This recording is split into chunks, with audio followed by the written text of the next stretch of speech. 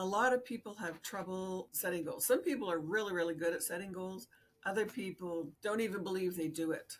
And if they try to do it, their goals just aren't big enough.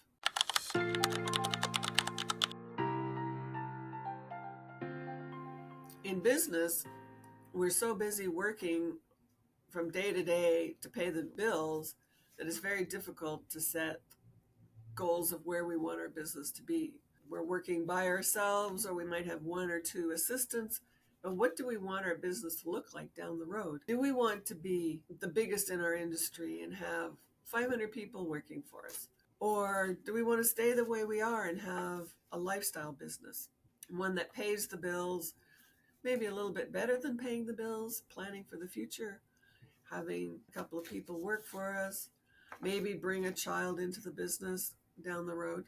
But what is it that you want out of your business? And think about what's possible for the business. So you have a dog grooming business and you think, well, it's just me and the dogs, and the customers come to me, and there's only so many hours in the day, so many days in the week.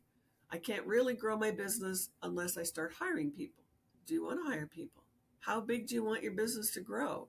Somebody was telling me about a client of theirs who has a multi-million-dollar dog grooming business, which is pretty darn cool.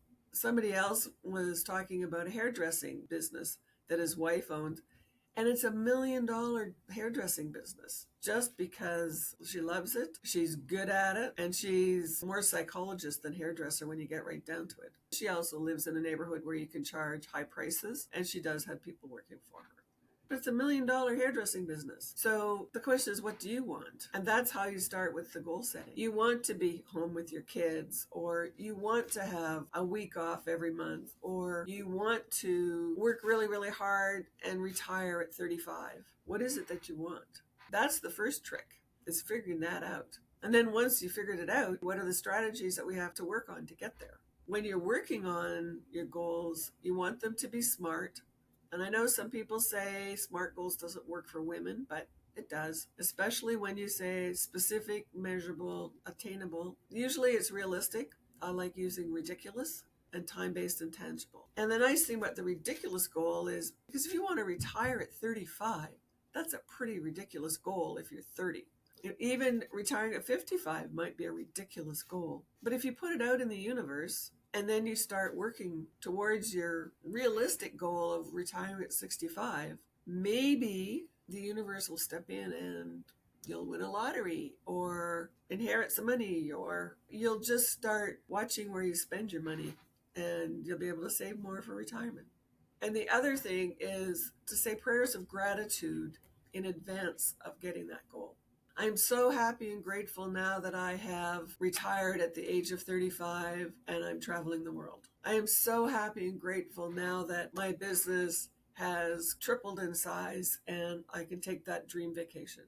What is your goal? I am so happy and grateful that I made that big sale and now I can take my kids to Disney World.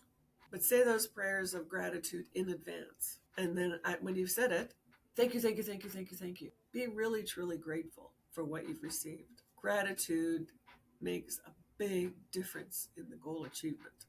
So just make sure that your goals are specific, measurable, attainable, ridiculous, or realistic, time-based, and tangible.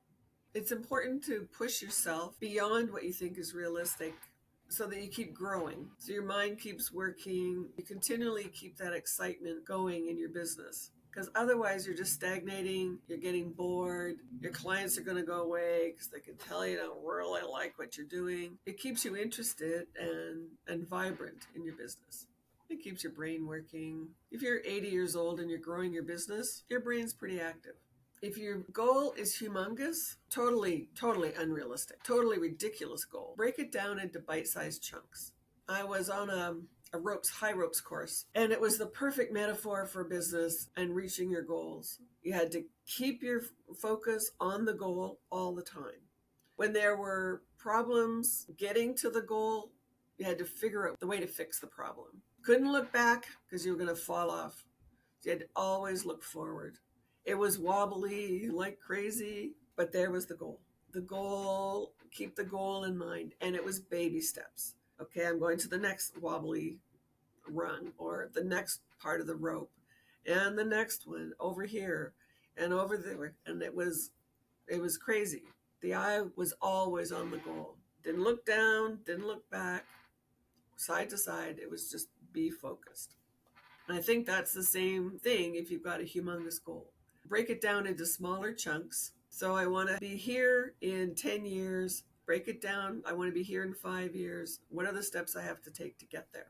And you'll find that that 10-year goal gets achieved in 5 years. Sometimes when you are working towards a really important goal, it's good to have a support system around you. Your spouse might not understand, your family might not understand, your best buddies don't understand what you're doing. They don't believe you can do it, or they don't want you to succeed in some cases. And having an accountability buddy can be a good thing. That can be a business coach, or it can be a mastermind group. A mastermind group is a group of people who have like-minded goals. They're roughly the same stage in business. They might not be the same kind of business, which is a good thing because then you get a different perspective on your own business. And they hold you accountable. So what do you want to achieve this week or this month or this quarter, depending how often you get together? Okay, that's good. Can I help you in any way? What support do you need? And then you come back the next week, month, quarter, and report on how well you've done. And it makes all the difference knowing that somebody is checking up on you and expecting to hear great things the next time you get together. It's like if you're taking up running, you want a running buddy, because otherwise, if you're like me, you're not going to go running without somebody pushing you. So accountability buddies are the way to go. So if you're interested in having accountability buddies or masterminds or business coach, click on the link below and we can get together and chat about it.